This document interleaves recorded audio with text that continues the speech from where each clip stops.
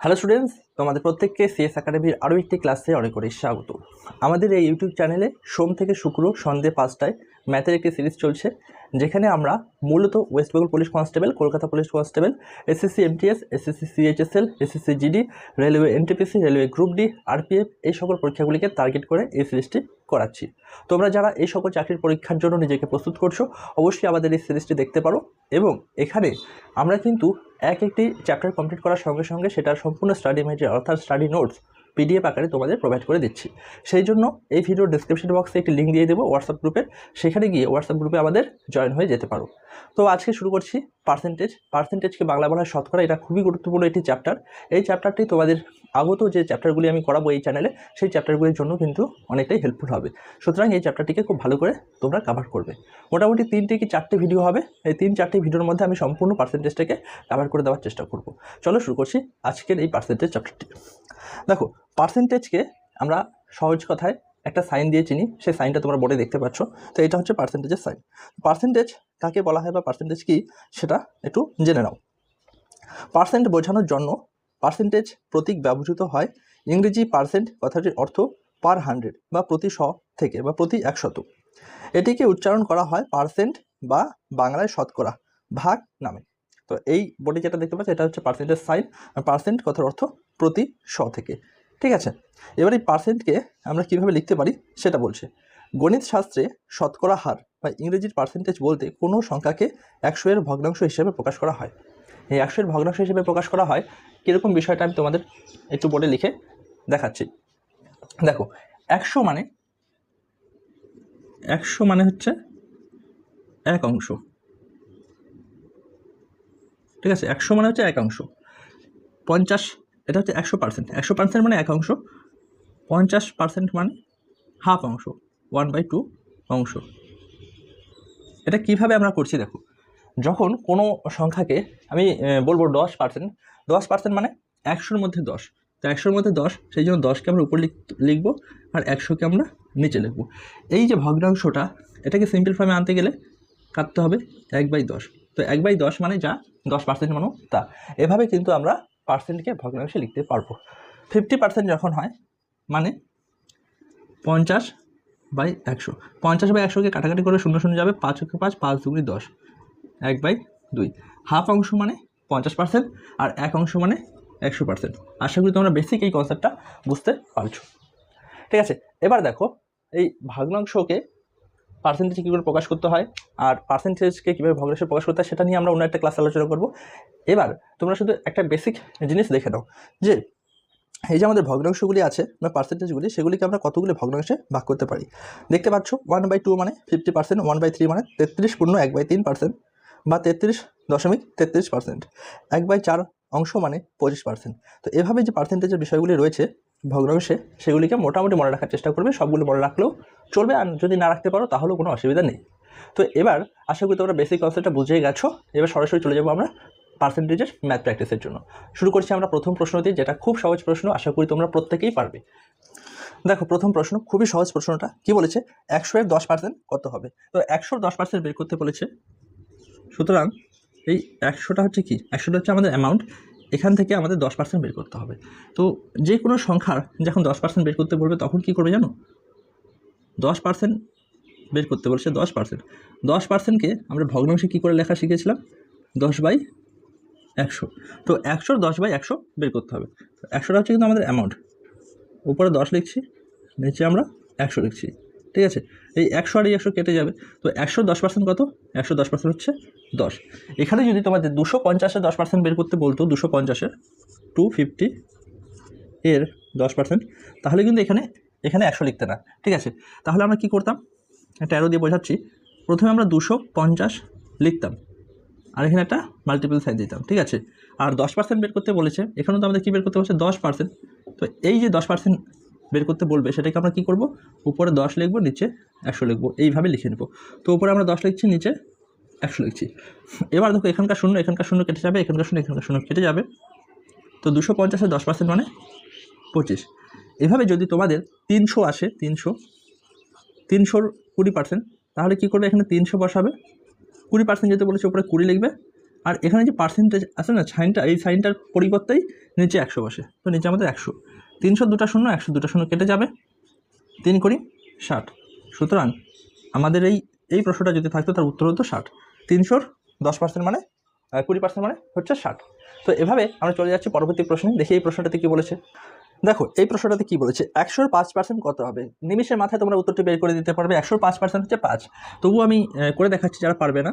তো 100-এর 5% বের করতে বলছে, 5%, ঠিক আছে, 100-র 5%। তো 100টা হচ্ছে আমাদের অ্যামাউন্ট, এটাকে লিখে নিচ্ছে। 5% বের করতে বলছে, উপরে 5 লিখবে, পার্সেন্টেজ সাইনের জন্য নিচে আমাদের 100 লিখতে হয়, ঠিক আছে। তো এখানকার দুটো শূন্য কেটে যাবে, এখানকার দুটো শূন্য, 5 ওকে 5, তো 100-র 5% হচ্ছে 5, ঠিক আছে। এবার চলে যাচ্ছে আমরা পরবর্তী প্রশ্নে। কোশ্চেন নাম্বার 3 কী বলেছে, 100-এর 20% যদি 20 হয় তবে 500-এর 20% কত হবে? 100 20% 20, 500 20% কত হবে? দেখো এখানে একদমই সহজ প্রশ্ন, কিন্তু একটু ঘুরিয়ে বলার চেষ্টা করেছে। কীরকম ব্যাপারটা, 100 20% 20, 100-র 20% ইজ ইকুয়াল টু 20, ওকে। তো 500-র 20% ইজ ইকুয়াল টু কত, এটা আমাদের বের করতে বলেছে। আমরা জানি যে 100 20% যদি 20 হয়, আর এখানে 500 মানে 5টা 100 আছে, 5 করি 100 হবে। তো এখানে উত্তরটা কত হবে? উত্তরটা খুব সহজে আমরা জানি যে উত্তরটা হবে 100। তবুও আমরা অঙ্কের নিয়ম অনুযায়ী বের করার চেষ্টা করছি। কী করে বের করতে হবে? তো 500 20% বের করার জন্য আমরা লিখব 500 গুণ উপরে 20 নিচে 100। কেন লিখছি এর আগে এবার বললাম, 0 0 কেটে যাচ্ছে, 0 0, 5 করি 100। দেখো উত্তর এখানেও ঠিক ছিল, এখানেও কিন্তু ঠিক আসছে। এবার আমরা চলে যাচ্ছি পরবর্তী প্রশ্নে। কি বলেছে, কোনো একটি সংখ্যার 80% যদি 80 হয় তবে সংখ্যাটি কত হবে? একদমই সহজ, কোনো একটি সংখ্যার 80% যদি 80 হয় তবে সংখ্যাটি হবে 100। কী করে হচ্ছে সেটা আমি তোমাদের দেখিয়ে দিচ্ছি। দেখো সংখ্যাটির 80% হচ্ছে 80, ঠিক আছে। ঐতিক নিয়মের অঙ্ক আমরা করেছিলাম না, সেটা দিয়ে বোঝাচ্ছি। যদি সহজ অঙ্কটা না বুঝতে পারো, এটাই আমার চান্স থাকে ঐতিক নিয়মের অঙ্ক ইউজ করার। 80% মানে 80, 1% মানে 1, 100% মানে 100। তো সংখ্যাটি কত হবে? সংখ্যাটি তো একাই 100 হবে, তাই না? তো সুতরাং এখানে আমাদের সঠিক উত্তর হয়ে যাচ্ছে 100, ঠিক আছে। এভাবে কিন্তু আমাদের অঙ্কগুলি করতে হচ্ছে। এরপরের অঙ্কে আমরা চলে যাচ্ছি। 300-এর 20% কত হবে? 300-এর 20% কত হবে? এটা কিন্তু আমি একটু আগে তোমাদের করিয়ে দিলাম। তো 300-র 20% হবে 60। যদি আমাদের প্রশ্ন এসছে তো আমি করে দেখাচ্ছি আবার। তো 300-র 20% বের করার জন্য আমাদের লিখতে হবে 300 গুণ 20% জন্য উপরে 20, আর এখানে যে শতাংশ সাইনটা থাকে সেটার জন্য নিচে লিখবো আমরা 100। দুটা শূন্য কেটে যাবে, দুটা শূন্য কেটে যাবে, 3 করি 60। তো উত্তর আসছে আমাদের কত? 60। এটা হয়ে যাচ্ছে আমাদের সঠিক উত্তর। দেখি এরপরে কি প্রশ্ন আছে। এরপরে আছে 6 নম্বর প্রশ্ন, 150-এর 50% কত হবে? 150-এর 50%। দেখো 150-এর 50% মানে কত? 150-এর হাফ অংশ কত? তো 150-এর হাফ অংশ বের করার জন্য আমরা প্রথমে লিখে নেব 150, 150-এর 50% বের করতে পারছি, উপরে 50 লিখবো, আর নিচে লিখবো কত? নিচে লিখবো আমরা 100, কারণ পার্সেন্টেজের জন্য সবসময় আমরা নিচে 100 লিখি। এখানকার শূন্য কেটে যাচ্ছে, এখানকার শূন্য কেটে যাচ্ছে, এখানকার একটা শূন্য, এখানকার একটা শূন্য কেটে যাবে। 5 15 কত হয়? 5 15 হয় 75, ঠিক আছে। 75 হয়ে যাচ্ছে আমাদের সঠিক উত্তর। 150-এর 50% 75। 150-এর 100% কত হয়? 150-এর 100% মানে 150ই হয়। এবার দেখি আমরা পরবর্তী প্রশ্নে কী বলেছে। 7 নম্বর প্রশ্ন, x এর 30% যদি 60 হয় তবে x এর মান কত? x এর 30% যদি 60 হয়, ওকে, 30% of x is equal to 60, ওকে, তবে x is equal to কত? এই হচ্ছে আমাদের প্রশ্ন। কত সহজে আমরা এই অঙ্কটি করি দেখো। 30% অফ x, তো আমরা লিখে নিচ্ছি 30% of x is equal to 60, ওকে। এই 30 আছে, পার্সেন্টেজের জন্য নিচে লিখবো আমরা 100, আর অফ মানে সবসময় গুণ। বাংলাতে এর দেখবে অফ আর এর, ঠিক আছে। এদের মানে কি জানো? এদের মানে হচ্ছে গুণ, এই সাইনটা, ঠিক আছে, এটা কিন্তু আসে। তো 30% অফ এক্স আছে, মানে 30 গুণ এক্স ইজ ইকুয়াল টু 60। এই যে 60 আছে, এই 60-এর নিচে কিছু নেই, ঠিক আছে, কিছু নেই মানে একটা 1 আছে, ঠিক আছে, কিছু নেই মানে একটা 1 আছে। এবার কী করবো আমরা? কোণাকুণি গুণ করবো। এই কোণাকুণি গুণটাকে বজ্র গুণ বলা হয়। তো 60 আর 100 গুণ যদি করে দিই আমরা কী হবে? প্রথমে আমরা এদিকের গুণটা করি, 30x গুণ 1, তো 30xই থাকে। 30-এর সঙ্গে যদি 1 গুণ করো, 30 30 হয়। এবার 60-এর সঙ্গে 100 গুণ করলে 60 গুণ 100, আসছে কিনা। এবার এক্সের মান বের করার জন্য আমরা এক্সটাকে এখানে লিখে নেব 60 গুণ 100 আর নিচে লিখব 30। দেখো এত সহজ অঙ্ক তুমি আর কোথাও পাবে না। 60কে কেটে দেবো 30 দিয়ে, 30 দুগুণে 60। তো এক্সের মান কত হচ্ছে 100 দুগুণে 200। ঠিক আছে, তো আমাদের এখানে কি বলেছে, তবে এক্স ইজ ইকুয়াল টু কত, তো আমরা পেয়ে যাচ্ছি এক্স ইজ ইকুয়াল টু 200। ঠিক আছে, এই হচ্ছে এই অঙ্কটি। এই টাইপের যে অঙ্কগুলো থাকবে সেগুলিকে কিন্তু তোমরা এই মেথডেই সলভ করবে। দেখো অঙ্কের যদি তোমরা কনসেপ্ট একবার বুঝে যাও না, তখন পার্সেন্টেজ হোক, রেশিও প্রপোর্শন হোক, টাইম অ্যান্ড ডিস্টেন্স হোক, যে কোনো অঙ্কের চ্যাপ্টার হোক না কেন সেটা কিন্তু খুব সহজেই তোমরা করতে পারবে। আর যদি কনসেপ্ট না বোঝো, শুধুমাত্র শর্ট ট্রিক শিখতে চাও, তবে অঙ্ক তুমি কখনোই শিখতে পারবে না। একটা চ্যাপ্টার করবে আর একটা চ্যাপ্টার বলতে থাকবে। এবার আমরা দেখছি পরবর্তী প্রশ্নে কী বলেছে, কোনো একটি সংখ্যার 3.6% যদি 27 হয় তবে সংখ্যাটি কত। কোনো একটি সংখ্যা আছে, জানি না সংখ্যাটি কত, তো ধরে নিচ্ছি আমরা সংখ্যাটি এক্স, ধরি সংখ্যাটি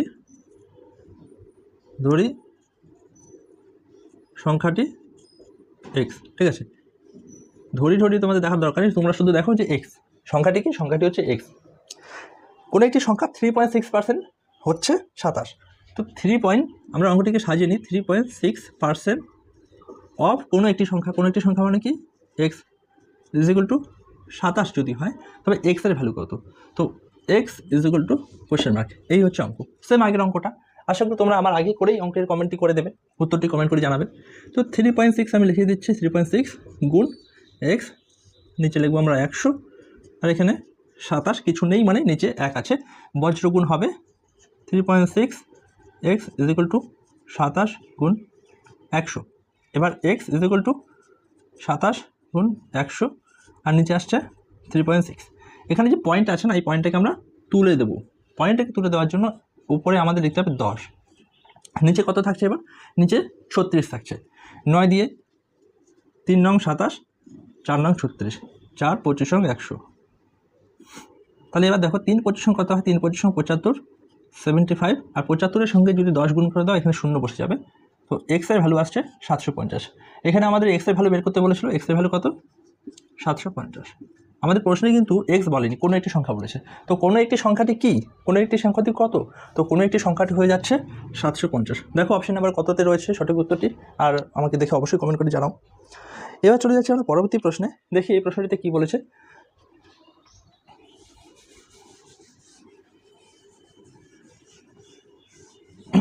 5 মিনিট হলো গো।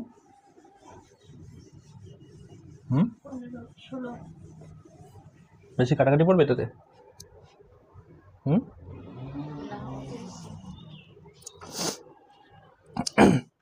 এই অঙ্কটিকে প্রায় 3 থেকে 4টি মেথডে করা যায়, তবে আমি 2টি মেথডে কী করে করবে সেটা আমি শেখাচ্ছি। যদি এর 10% বি এর 12%-এর সমান হয়, তবে এর 15% বি এর কত শতাংশ হবে। খুব সহজ অঙ্ক, সহজভাবেই আমরা করব। 10% হচ্ছে 12%, এখানে হচ্ছে এ আর এটা হচ্ছে বি। এর 10% মানে বি এর 12%, তাহলে এর 15% হলে বি এর কত পার্সেন্ট, এটাই আমাদের জিজ্ঞাসা করেছে। তো এর যদি 1% হয় সেটা বি এর 12/10% হবে, আর এর 15% মানে 12 গুণ 15 ভাগ 10।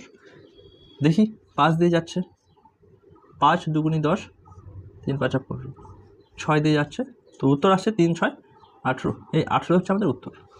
এবার দেখো, এবার আমরা আরেকটা মেথডে করতে পারি। মেথডটা কি, A1 আর A2। A1 মানে প্রথম ক্ষেত্রে এর 10%, আর দ্বিতীয় ক্ষেত্রে এর 15%। তো এগুলিকে আমরা ইউনিটে নিয়ে আসবো। ইউনিটে কী করে নিয়ে আসবো, এদেরকে আমরা ভাগ করি একটি কমন সংখ্যা দিয়ে। 5 দিয়ে যদি ভাগ করি, 5 দুগুণি 10, 2 ইউনিট আসছে, 3 5 15, তো 3 ইউনিট আসছে। ঠিক আছে, এবার A1 মানে কত, A1 মানে হচ্ছে 12। A1 is equal to B1। ঠিক আছে, A1 এর ভ্যালু কত, B1 এর ভ্যালু হচ্ছে 12। A1 এর ভ্যালু কত, A1 এর ভ্যালু আমরা পেয়ে গেছি 2 ইউনিট। 2 ইউনিট মানে যদি 12 হয়, 1 ইউনিট মানে কত, 1 ইউনিট মানে 6। 1 ইউনিট মানে যদি 6 হয়, 3 ইউনিট মানে কত হবে, 3 গুণ 6, 3 6 18। এভাবে কিন্তু তোমরা অঙ্কটিকে করতে পারো। আরেকটি মেথড আছে, যাই হোক একটা অঙ্ককে মাল্টিপল মেথডে করার থেকে বেশ কয়েকটি অঙ্ককে আমরা 2 থেকে 1টি মেথডে বা কনসেপচুয়াল মেথডে শিখে নেওয়াটাই বেটার। চলে যাচ্ছে আমরা পরবর্তী প্রশ্নে। 10 নম্বর প্রশ্ন। দেখো এখানে কি বলেছে, 60 কেজি চিনি 240 কেজি চিনির কত শতাংশ হবে?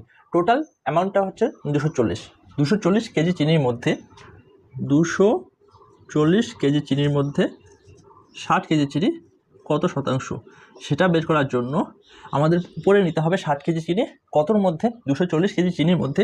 সেই জন্য 240কে আমরা নিচে লিখলাম, আর পার্সেন্টেজে প্রকাশ করার জন্য ডান পাশে আমরা এইভাবে 100 লিখে পার্সেন্টেজ সাইনটা দিয়ে নেব। এবার দেখো এটা কাটা যাচ্ছে, 6 ওকে 6, 4 6 24, এখানে 4 আসছে, তাই তো? 4 আসছে, ঠিক। এবার 4 25 100, ঠিক আছে, 4 25 100, অর্থাৎ এখানে আমাদের সঠিক উত্তর হচ্ছে 25%। তো আবার এই অঙ্কটা ঠিক হয়েছে কিনা সেটা চেক করার জন্য একবার করতে পারবো আমরা। 25% মানে 60 কেজি যদি হয়, 1% ইজ ইকুয়াল টু 60/25, 100 মানে কত, এখানে 100 লিখবো। 25 ওকে 25, 4 25 100, 4 6 24, আর 0 এখানে 0 নেমে আসছে। তো দেখো উত্তরটা সঠিক হয়েছে কিনা সেটা কিন্তু আমরা এইভাবে চেক করেও নিতে পারবো। এবার চলে যাচ্ছে আমরা পরবর্তী প্রশ্নে। দেখো প্রশ্নটিতে কি বলেছে, আমরা দেখছি যে 10 গ্রাম চিনি 1 কেজি চিনির কত শতাংশ হবে। তো আমার বোর্ডটা মোছা কমপ্লিট হতে হতে 10 গ্রাম চিনি 1 কিলোগ্রাম চিনির কত শতাংশ হবে, এটা উত্তর কমেন্ট করে জানাও। তো তার আগে আমাদের জানতে হবে কি, 10 গ্রাম চিনি 1 কিলো চিনি, 1 কিলো চিনি মানে 1000 গ্রাম। দুটা ইউনিট আছে না, একটা হচ্ছে গ্রাম, একটা হচ্ছে কেজি। একটা গ্রামে আছে, একটা কিলোগ্রামে আছে। আমাদের বলেছে 10 গ্রাম আর 1 কেজি। তো 10 গ্রামকে 10 গ্রামই থাকতে দেবো, আর 1 কেজিকে আমরা গ্রামে প্রকাশ করবো। 1 কেজি ইজুয়াল টু কত জানো? 1 কেজি ইজুয়াল টু 1000 গ্রাম। তো এখন আমরা কি করব, 10 গ্রাম চিনি 1000 গ্রাম চিনির কত পার্সেন্টের জন্য এখানে 100 লিখে এখানে মাল্টিপল সাইন দেবো। এবার দেখো কাটাকাটি, দুটো শূন্য চলে যাবে, দুটো শূন্য এখানে 0 0, 1/1 মানে কত, নিচের একটা কিছু না, উপরে 1, তো 1%। এটা হচ্ছে আমাদের সঠিক উত্তর। তো এভাবে কিন্তু আমাদের যদি দুটো আলাদা আলাদা ইউনিটে থাকে তো সেম ইউনিটে নিয়ে আসতে হবে, তারপর আমরা পার্সেন্টেজ খুব সহজে বের করতে পারবো। এরপরে আমরা দেখছি 1000 টাকার 12.5% কত হবে। তো এই অঙ্কটা দেখো করতে পারো কিনা, 5 সেকেন্ডে অঙ্ক করতে পারবে, 5 সেকেন্ডও লাগবে না। যদি তুমি অঙ্কটি করতে পারো তাহলে এটা উত্তর দেখা মাত্রই হয়ে যায়। তো উত্তরটি হবে 125 টাকা।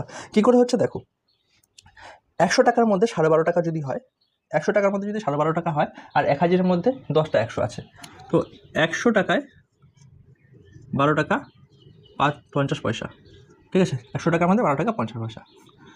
এবার এই 1000-এর মধ্যে কত আছে, 1000 মানে আমরা লিখতে পারি না 100 গুণ 10, তাই তো? 100-র মধ্যে যদি 12 টাকা 50 পয়সা হয়, তো 1000-এর মধ্যে এই 100-র জন্য আমরা 12.5 লিখতে পারি, আর এখানে 10 গুণ লিখতে পারি। তাই এবারে যে যখন তুমি 10, এখানে শূন্যটা, এখানে পয়েন্টটা উঠে যাবে, 10-এর সঙ্গে যখন গুণ করবে তখন আসবে 125 টাকা। তো আরেকটা মেথড আছে, সেই মেথডটা কি, আমরা লিখে নেব 1000 টাকা, উপরে লিখব 12.5, আর পার্সেন্টেজের সাইনের জন্য সবসময় নিচে আমাদের 100 লিখতেই হবে। আর এখানকার দশমিকটা সরানোর জন্য এখানে একটা 10 চলে আসবে, 10 যেই চলে আসলো দশমিক কেটে গেল, উপরে চলে আসলো 125। এবার দেখো এখানকার 3টা শূন্য, এখানকার 2টা শূন্য, এখানকার একটা শূন্য কেটে যাচ্ছে, সুতরাং 125 টাকা। খুব সহজে আমরা উত্তরটি বের করতে পারছি। এর পরবর্তী অঙ্ক আছে 625 টাকার 8% কত হবে। 625 টাকার 8%, তো 100 টাকার মধ্যে 8% মানে 8 টাকা। তো 600 টাকার মধ্যে কত হচ্ছে বের করে নাও, এবং 25 টাকার মধ্যে কত হচ্ছে সেটা বের করে নাও। তো এই অঙ্কটাকে আমরা করার ক্ষেত্রে বেসিক একটা মেথড ইউজ করব। দেখো 625 টাকার 8% কত হবে, 625 টাকার 8%, 8% বের করার জন্য আমরা কি করব, 625 গুণ 8% বের করতে পারছি, উপরে 8 লিখবো, নিচে 100 লিখবো। 25 দিয়ে 25 দুগুণি 50, আর থাকছে কত, 50-এর পর 60 62, তো 12, তো 12 মানে 125, 5 25 125, তো 25 25 650, 625, এই 625 থেকে কত জানো, 25 স্কোয়ার দেখবে 625, তো 25 আমরা লিখে দিচ্ছি 4 25 100। এবার 8কে 4 দিয়ে ভাগ করে 4 দুবার যাচ্ছে, তো 25 দুগুণি কত হচ্ছে, 25 দুগুণি হচ্ছে 50, তো 625-এর 8% মানে 50। তো এটাকে আরেকটা মেথডে আমরা করতে পারবো, সেটা আমি বললাম একটু আগে। তো মেথডটা কি দেখো, এখানে 6টা 100 আছে, 625 মানে কত, 100 গুণ 6 প্লাস 25, তাই তো? 100-র মধ্যে 8 আছে, 6 বার যাবে, 6 8 48, প্লাস এখানে আমরা 8কে যদি 4 দিয়ে ভাগ করি কত হচ্ছে, 4 2 8, তো 25-এর জন্য 25-এর 8% হচ্ছে 2, তো 6 8 48 60 48 প্লাস 2, সুতরাং আমাদের উত্তর আসছে 50। এই মেথডও কিন্তু আমরা করতে পারি। তো তোমাদের যেটা সুবিধা হবে, যেভাবে তোমরা মাইন্ড ক্যালকুলেট করে উত্তর বের করতে পারবে, সেই মেথডটাই মনে রাখার চেষ্টা করবে। চলো এবার চলে যাচ্ছি আমরা পরবর্তী প্রশ্নে। এবার দেখো বোর্ডে তোমরা একটা প্রশ্ন দেখতে পাবে। প্রশ্নে কি বলেছে, 135-এর 35% ইজ ইকুয়াল টু এক্সের 45% হলে এক্সের ভ্যালু কত। ঠিক আছে, এটা থাকছে তোমাদের হোমওয়ার্ক। এই হোমওয়ার্কটা থেকে শুরু করবো পরবর্তী ক্লাস। তো তোমরা যারা যারা পারবে হোমওয়ার্কটি কমপ্লিট করে অবশ্যই কমেন্ট করে আমাকে জানাবে উত্তর কত হয়েছে। এর সঙ্গে বলে রাখছি, আমাদের SSC MTS, SSC GD, SSC CHSL, railway NTPC, railway GD এবং ওয়েস্ট বেঙ্গল পুলিশের constable, Kolkata police constable, West Bengal পুলিশের সাব ইন্সপেক্টর, এই সকল চাকরির পরীক্ষার জন্য ম্যাথের যে সিরিজটা আমরা করছি এটাকে সাপোর্ট করার জন্য অবশ্যই তোমরা বন্ধুদের মধ্যে শেয়ার করে দিও।